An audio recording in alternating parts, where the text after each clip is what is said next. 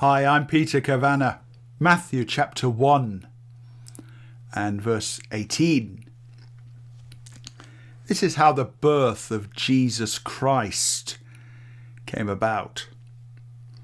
His mother Mary was pledged to be married to Joseph, but before they came together, she was found to be with child through the Holy Spirit. Now, in Matthew's Gospel, we don't hear of this story. This story we read of in Luke, where the angel comes to visit Mary. But in Matthew, we just have this account. She was found to be with child through the Holy Spirit. Verse 19, because Joseph, her husband, was a righteous man, he didn't want to expose her to public disgrace. He had in mind to divorce her quietly. You notice that they're not quite married, are they? She's pledged to be married, and yet the text still calls him the husband, and he's going to divorce her quietly. I guess that the fear would be to have had a baby out of wedlock would have caused him, of course, the embarrassment, but maybe for her to be ostracized from the community for the shame of it. Probably not stoned to death in Old Testament style, because they were under the rulership of the Romans, who didn't allow that kind of thing anymore. But because he was righteous, he didn't want to allow her to suffer public disgrace.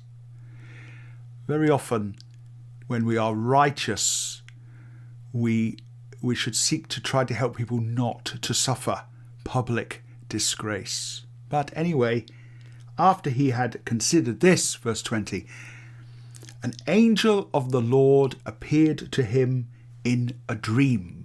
Now, just two things to say. First of all, we're not told that it's the angel Gabriel. The angel Gabriel is a character that we read of in the Gospel of Luke.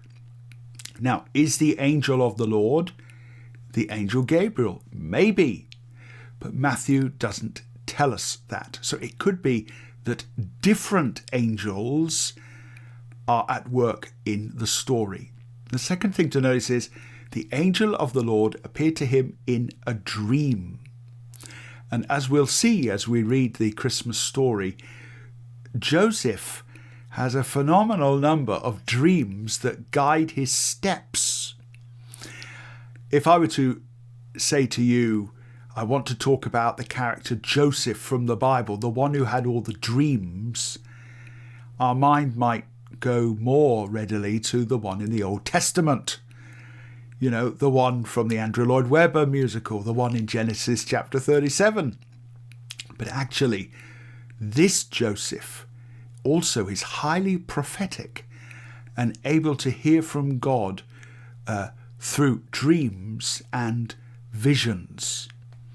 We just often think of Joseph as the guy in the Nativity that seems to die early and not show up later in Jesus' life. But in fact, this is a young prophet, it seems to me, able to hear clearly from the Lord, and, as we read, a righteous man. So Joseph, son of David, do not be afraid to take Mary home as your wife, because what is conceived in her is from the Holy Spirit.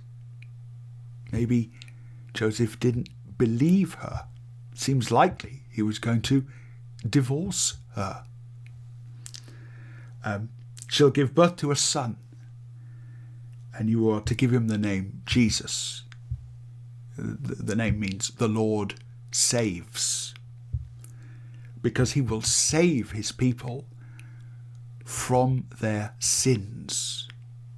It's just worth noting that right at the beginning of the Christmas story, our eyes are thrown forward to the Easter story straight away. Before he's even born, we are told that he is going to save his people from their sins. And as we know in the New Testament, he's not merely going to do it by being a great teacher, saving them from bad lifestyle choices and immoral living. He's going to save them from the wrath of God. All this took place, verse 22, to fulfill what the Lord had said through the prophet. And now we have this quotation, don't we, from Isaiah 7 and verse 14. The virgin will be with child and will give birth to a son, and they will call him Emmanuel, which means God with us. I do hear a lot of rubbish, and it is rubbish, spoken about Isaiah 7. Because people look into the Hebrew of Isaiah and say, well, the word virgin just means a young woman. It doesn't mean a virgin in the technical sense of someone who had not had sexual intercourse with anyone. And I would say that in Isaiah 7, verse 14, that probably is what it means. Almost certainly, we don't have a virgin birth that occurs in Isaiah's day. But here, and the Greek word will be parthenos, which could mean a young woman, rather than that technical sense of whether or not she had had sexual intercourse or not. But it is clear from this chapter what virgin means here. It's the context that tells us what virgin means here, much higher than the words being used or any reference to something that happened in Isaiah's day.